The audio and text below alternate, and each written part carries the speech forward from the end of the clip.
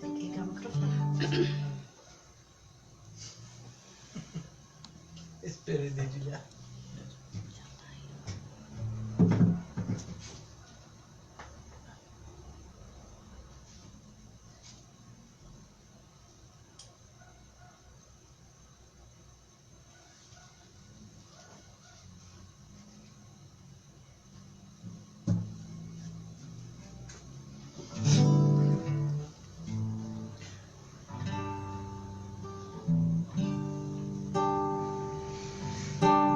Deus está aqui nesse momento. Sua presença é real em meu viver. Após a dor vem a alegria. Deus é amor e não te deixará sofrer. Deus te trouxe aqui para aliviar o seu sofrimento. É Ele o autor da fé, do princípio ao fim, em todo o seu momento. E ainda se vier noites traiçoeiras, se a cruz pesada for, Cristo estará contigo. O mundo pode até fazer você chorar, mas Deus te quer sorrindo. E ainda se vier noites traiçoeiras, se a cruz pesada for, Cristo estará contigo. O mundo pode até fazer você chorar, mas Deus te quer sorrindo.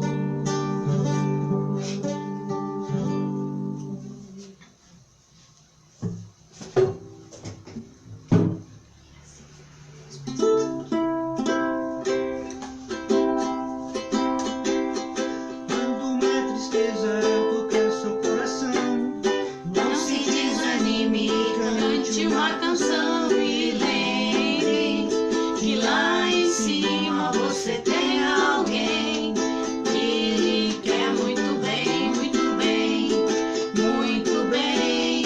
Quando uma dorzinha danada te doer, ou bem lá no fundo lhe fizer sofrer, e lembre que lá em cima você tem alguém que lhe quer muito bem, muito bem, muito bem. Ponha um sorriso bonito no seu rosto, deixe que as lágrimas lavem seus desgostos, e lembre que lá em cima você tem alguém que lhe quer muito bem, muito bem, muito bem. Que lá em cima você tem alguém que lhe quer muito bem, muito bem.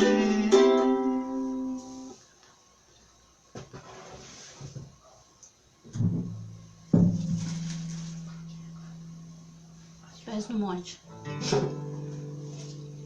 Então um pedacinho dessa música. Um sentimento me ronda, não sei dizer o tempo pra mim. Meu coração se renova, sinto a esperança invadir o seu ser. Quero ser manso, ser justo, ser limpo e pobre de espírito ser. Tua palavra me sonda, me conta do reino que espera por mim. Eu te ofereço meu pranto, as dores da alma que quer renascer. Eu ouvi tua voz, teu falar me encantou, que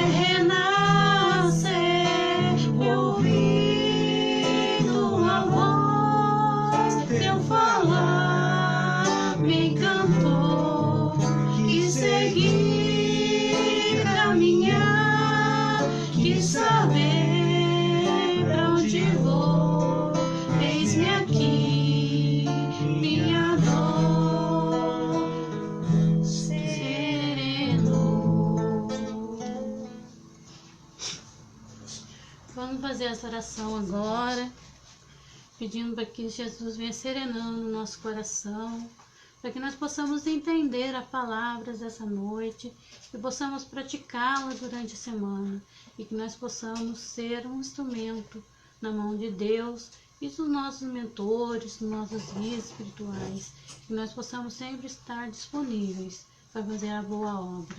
Que assim seja. Assim seja. Este do livro do Evangelho. Aqui. Que a minha mão esquerda não saiba o que faz a direita. Aqui é o óbolo da viúva. E estando Jesus assentado de fronte de onde era o gasofilácio, observava ele de que modo deitava o povo ali o dinheiro. E muitos que eram ricos deitavam com a mão larga. E tendo chegado uma pobre viúva, lançou 2 pequenas moedas que importavam R$1. E convocando seus discípulos, lhes disse: na verdade vos digo que mais deitou essa pobre viúva do que os outros que deitaram no gasofilácio.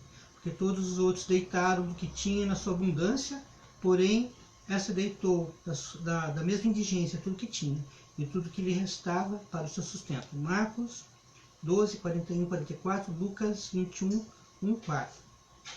Muita gente lamenta não poder fazer todo o bem que desejaria, por falta de recurso, e se querem a fortuna, dizem, para bem aplicá-la, a intenção é louvável, sem dúvida. Pode até ser mais sincera da parte de alguns, mas o seria de parte de todos, assim, completamente desinteressados. Não haverá os que inteiramente empenhados em beneficiar os outros se sentirão bem de começar por si mesmo, concedendo mais algumas satisfações, um pouco mais do supérfluo, que ora não tem para dar aos pobres apenas o resto. Esse pensamento oculto está dissimulado. Aqui nós entendemos o quê? Que muitos colocavam no gasofilácio, que era um vaso grande que ficava no templo, colocavam o dinheiro que sobrava, que para a pessoa pouco importava. E a viúva, ela deu o dinheiro que ia fazer falta. Tá? Em relação aos outros, a quantia é bem menor. Sim.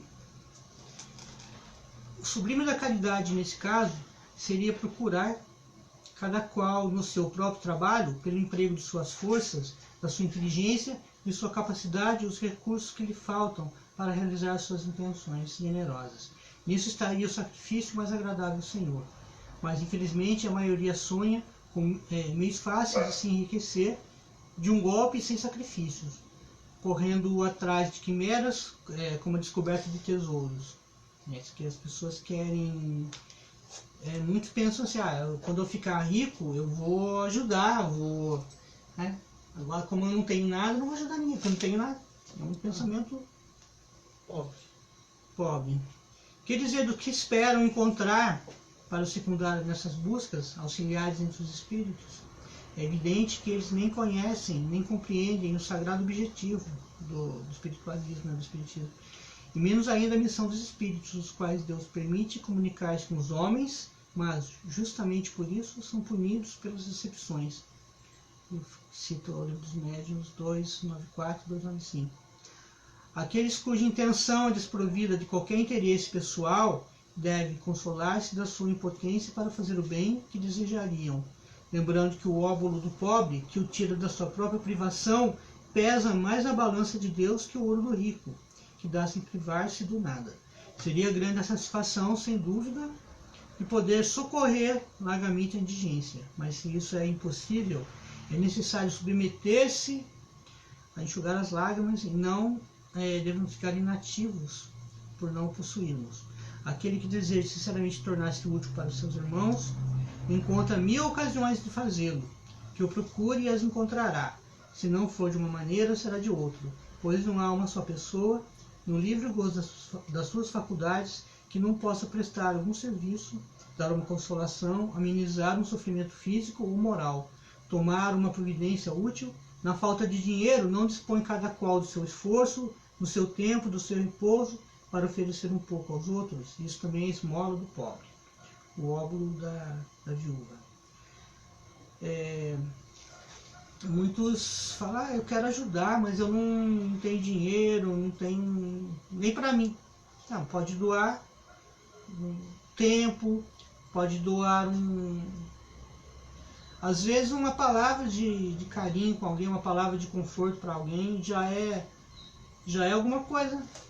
E quando não temos nada mesmo, assim, até aqueles que vivem assim na extrema miséria, às vezes tem um coração muito mais generoso que aqueles que detêm riquezas, fortunas, assim. E às vezes ele tem um pedacinho de pão duro, e alguém que está com fome também, ele pega parte daquele pão ali com outro. E essa é a generosidade da viúva. E diz que tem uma história que complementa essa, né? Que a viúva doou o óbolo, né? Daí tinha uma outra senhorinha lá, bem mais velhinha, que não tinha nada. Esperou todo mundo sair do templo, pegou uma vassourinha e varreu o templo. Essa foi ela não tinha nem o que ela pôde dar. Ela não tinha nem uma moedinha. Tudo. Essa é o eco.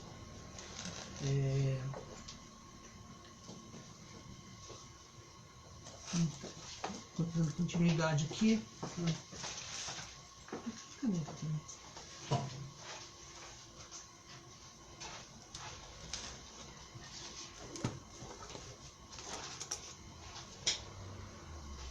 Caneca. Isso aí. Nós temos uma caneca aqui. Temos uma caneca aqui. Só que ela não tá aparecendo, tá? Baixa um pouquinho. Aí, na altura do queixo. Deixa eu ver. Nossa caneca. Convidados pobres e estropiados. Dizia mais ainda ao que tinha convidado: quanto deres algum jantar ou alguma ceia, não chames nem teus amigos, nem teus irmãos, nem teus parentes, nem teus que forem ricos, para que não aconteçam que também ele te convide em sua vez. Ele te paguem com isso mais. Quando deres algum banquete, convida os pobres, os aleijados, os coxos e os cegos, e serás bem-aventurado, porque esses não têm com que retribuir, mas terá isso retribuído na ressurreição dos justos. Tendo ouvido essas coisas, onde estavam à mesa, disse para Jesus: bem-aventurados o que comer o pão no reino de Deus. Quando fizeres um banquete, disse Jesus, não convides os teus amigos, mas os pobres e os estropiados. Essas palavras absurdas, se as tomarmos ao pé da letra, são sublimes quando procuramos entender o Espírito. Jesus não poderia ter querido dizer que em lugar dos amigos fosse necessário reunir à mesa os mendigos da rua. Sua linguagem era quase sempre figurada. E para os homens incapazes de compreender os tons mais delicados do pensamento, precisava usar de imagens fortes. E produzisse o efeito de coisas berrantes. É que o povo naquela época, ainda hoje, tem certas lições que são simples, mas a pessoa parece que não compreende. Então ele usava exemplos assim, às vezes bem pueris, para trazer aquele conhecimento no nível da mentalidade da época, do povo da época. E para os homens incapazes de compreender os tons mais delicados do pensamento, precisava usar de imagens fortes que produzissem o efeito de coisas berrantes. O fundo do seu pensamento se revela por essas palavras: e serás bem-aventurado, porque esses não têm com que te retribuir. O que vale dizer que não se deve fazer o bem com vistas à retribuição, mas pelo simples prazer de fazê-lo. Para tornar clara a comparação, diz: convida os pobres para o teu banquete, pois sabes que eles não podem te retribuir. E por banquete é necessário entender não propriamente a refeição, mas a participação na abundância de que desfrutas. Essas palavras podem também ser aplicadas em sentido mais literal, quando só convida para sua mesa os que podem, como dizem, honrá-lo ou retribuir-lhe o convite. Outros, pelo contrário, ficam satisfeitos de receber parentes ou amigos menos afortunados, que todos possuem. Essa, por vezes, a maneira de ajudá-los disfarçadamente. Esses, sem buscar os cegos e os estropiados, praticam a máxima de Jesus. Se o fazem por benevolência, sem ostentação, e se sabem disfarçar o benefício com sincera cordialidade. Aqui ele sempre trazia esse ensinamento de a gente fazer o bem por fazer o bem, sem esperar nada em troca. Que tem pessoas que podem fazer o bem esperando em alguma coisa, uma contrapartida. E isso não é uma generosidade, isso é uma troca que você está fazendo. Eu te convido hoje porque mais tarde você vai me convidar. Eu fico que não, que você vai convidar alguém que você sabe que não vai poder retribuir. Então essa é a sua generosidade, você tá dando algo. E aqui ele colocou, dando, por exemplo, um banquete, comida, bebida, mas isso aqui é para você colocar na sua vida. Não é, sabemos que é bem mais sutil o ensinamento. Então não é, você pode estar numa condição de penúria e ter alguém que está pior até que você. E você acaba, às vezes, renunciando a algo em detrimento dessa outra pessoa. Desde que seja feito por amor, por sentimento, está dentro aqui desse ensinamento. Quando você faz um sacrifício de coração para ajudar alguém, você acaba de certa forma, até se prejudicando, entre aspas. Isso mostra quão generoso é você espiritualmente. E você está dando algo e você sabe que você não vai ver nada em troca. E isso é na vida toda. Mas mesmo assim, o bem que você fizer em algum lugar é teu advogado em toda parte. Porque mesmo aquele que pode até doar alguma coisa, pensando, eu vou doar aqui, não sei, se for católico, vai falar, eu quero ir para o céu. O outro fala, o espiritual, eu vou doar aqui porque eu não quero ir para o umbral, quero ir para o nosso lar. Ou o espiritualista ali, eu quero ir para uma esfera alta. Ou seja, é um começo. É muito melhor do que aquele que fala, eu não vou ajudar ninguém não, o que aqui é meu mesmo, não vou dividir, se eu quiser que trabalhe, eu lutei para ter isso aqui, agora vou ficar dividindo para os outros aí. Né? E é o egoísmo, né? Porque tudo que nós temos é uma dádiva de Deus. Deus deixa você usufruir daquilo, que você não é dono daquilo. Você é apenas faz o usufruto daquilo. Porque um dia você vai ter que devolver aquilo para esse plano, para esse mundo que nós estamos. Se você tem tesouros, se você tem palacetes, você tem carros, você tem tudo de bom, do melhor, você sabe que um dia que você não vai poder carregar com você. Isso vai ficar aqui. Então, o que é melhor do que você poder ajudar as outras pessoas de mil maneiras? Às vezes não é você não é ajudar com um prato de comida, que isso é fácil, mas você, por exemplo, você monta uma empresa, contrata pessoas, você está dando emprego para elas, você está ajudando aquela pessoa pode estar ajudando outras e assim por diante.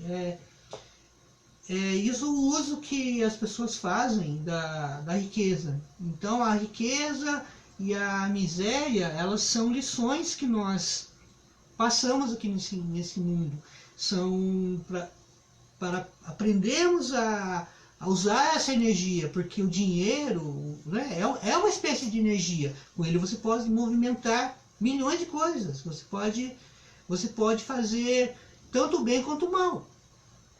Você com dinheiro na mão, você pode subverter, você pode fazer as pessoas fazerem o mal, você pode comprar armas, você pode comprar venenos, você pode fazer um monte de coisa. Assim como você pode comprar alimentos, você pode montar lugares para as pessoas serem ajudadas, você pode ajudar médicos, você pode montar o que você quiser. Então depende, é como uma faca. A faca na mão de um cozinheiro vai ser usado para cortar um legume, para cortar um alimento, para fazer um alimento. Na mão de um facínora vai ser usado para o mal. Então, qual o problema? É a faca? Não é. É a mão de quem usa. Então, quando nós pegamos um recurso que Deus nos deixou ali, de certa forma, para fazermos um bom uso disso daí, para o nosso engrandecimento também, porque nós podemos fazer milhões de coisas para ajudar as pessoas. Mas isso também não significa que, se você for uma pessoa destituída de fortuna, você não pode ajudar. Você pode ajudar alguém com uma ideia, você pode ajudar alguém com uma palavra. Às vezes a pessoa está caída e você tem uma inspiração ali, olha, faz tal coisa, vai em tal lugar, talvez lá você consiga ajuda. A pessoa vai e acaba sendo ajudada por uma palavra que você passou para ela, uma ideia, uma inspiração, que na hora você estava ligado ali, você conseguiu captar. Então, todo mundo possui recursos, né, que são os nossos dons, né?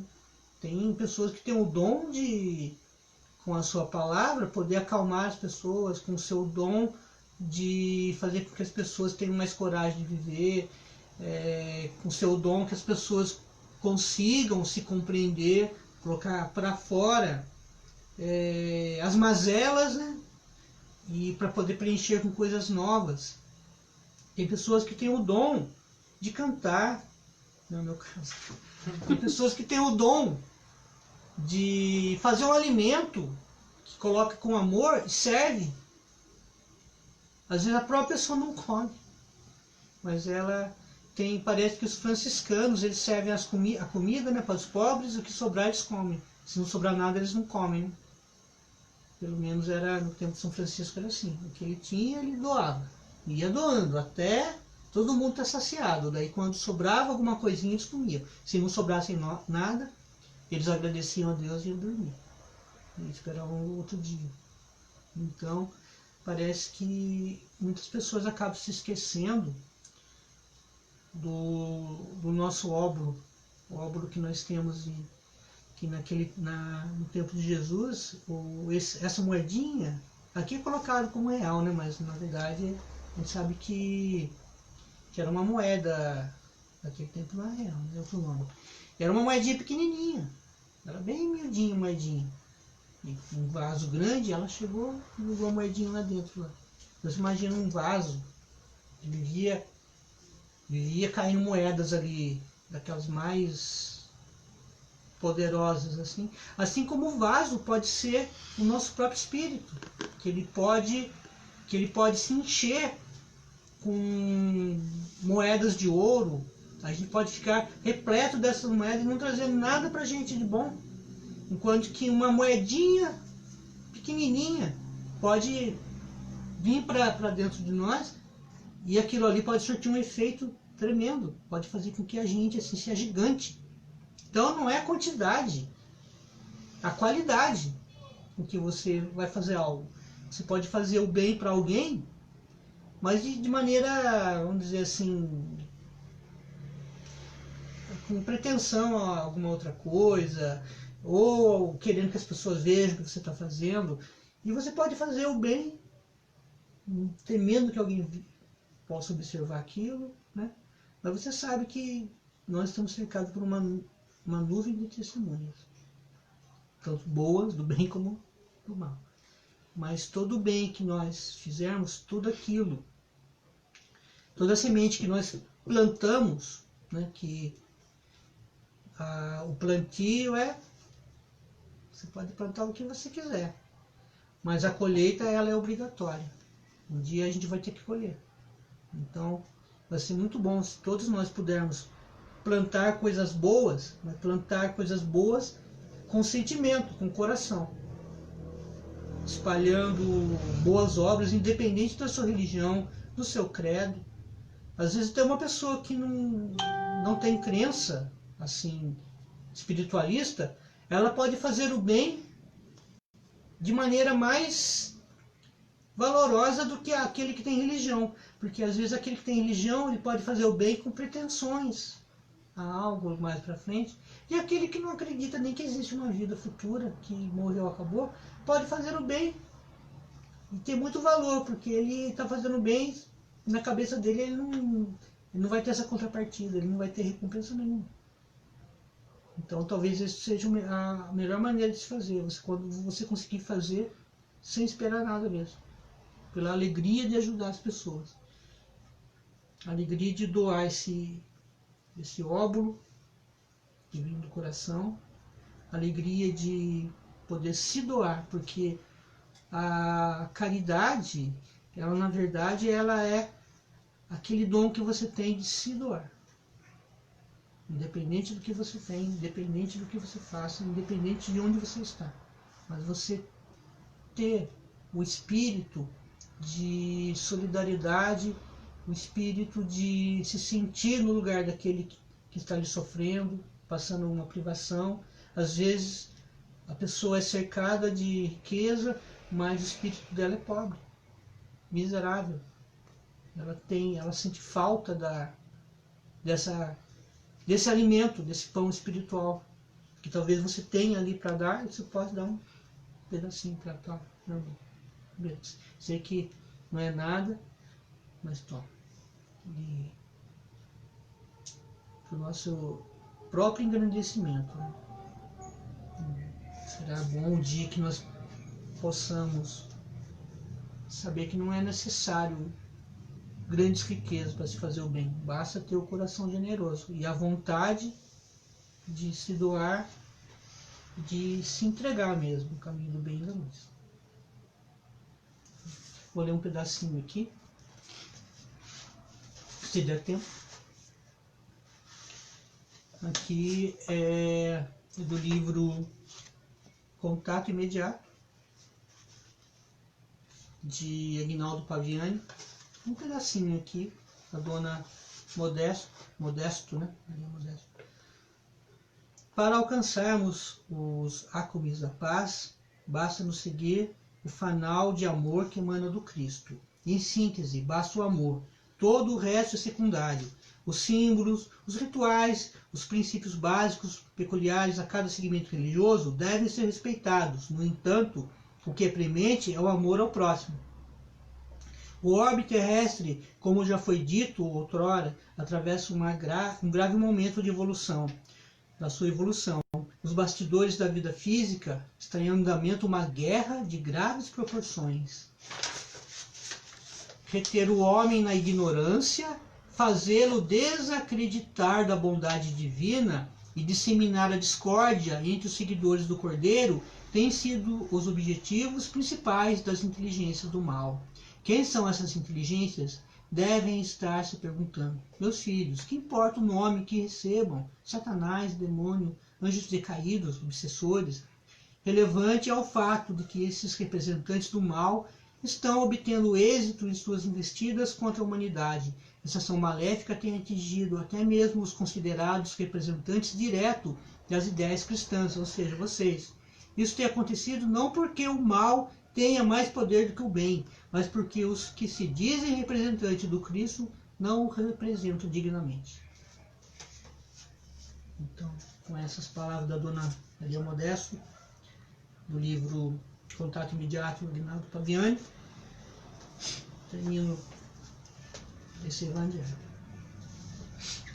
Gostaria de ler aqui a prece de Cáritas. Deus nosso Pai, que sois todo poder e bondade, dai força àqueles que passam pela provação, dai luz àqueles que procuram a verdade, e ponde no coração do homem a compaixão e a caridade. Deus, dai ao viajante a estrela guia, ao aflito a consolação, ao doente o repouso. Pai, dá ao culpado o arrependimento, ao espírito a verdade, à criança o guia, ao órfão o pai. Que a vossa bondade se estenda sobre tudo que criastes, piedade, Senhor, para aqueles que não vos conhecem, esperança para aqueles que sofrem. Que a vossa bondade permita aos espíritos consoladores derramarem por toda parte a paz, a esperança e a fé. Deus, um raio, uma faísca do vosso divino amor pode abrasar a terra, deixar-nos beber na fonte dessa bondade fecunda e infinita, e todas as lágrimas secarão, todas as dores acalmar-se-ão, um só coração, um só pensamento subirá até vós como um grito de reconhecimento e de amor. Como Moisés sobre a montanha, nós vos esperamos com os braços abertos. ó bondade, ó poder, ó beleza, ó perfeição. E queremos de alguma sorte merecer vossa misericórdia. Deus, dá-nos a força no progresso de subirmos até vós. Dá-nos a caridade pura, dá-nos a fé e a razão. Dá-nos a simplicidade que fará de nossas almas o espelho onde refletirá um dia a vossa santíssima imagem. Obrigado. Um bom começo de semana para todos. Que Deus abençoe a todos. Vou mostrar mais uma vez aqui a nossa caneca. Querendo também pedir para vocês visitar nosso canal de YouTube, o Evangelho dos Amigos. Se inscreva lá, acesse o sininho lá para receber as nossas notificações. Hoje vocês viram, nós fizemos um contratempo aí, postamos uma página errada, mas Deus abençoou do mesmo jeito. E nós estamos no canal, não vai mais acontecer isso, porque a gente vai postar direto no canal, gente. Então nos ajude lá. A hora que nós conseguirmos atingir 1000 inscritos, nós vamos começar a transmitir pelo canal Evangelho dos Amigos. Também vou pedir para vocês nos ajudar também com a vaquinha virtual. Deixa eu pegar o número aqui. É vaquinha.me/1109038.4. Vacame. 1090-384. Acesse lá mostra como vocês vão poder nos ajudar nessa obra de carinho e amor. Mostra aqui, amor. Que a gente faz todas as quartas e sábados com os moradores de rua. Tá vendo? Abaixa mais um pouquinho. Isso. Então, se vocês puderem nos ajudar, doe com amor. Boa noite a todos, uma boa semana.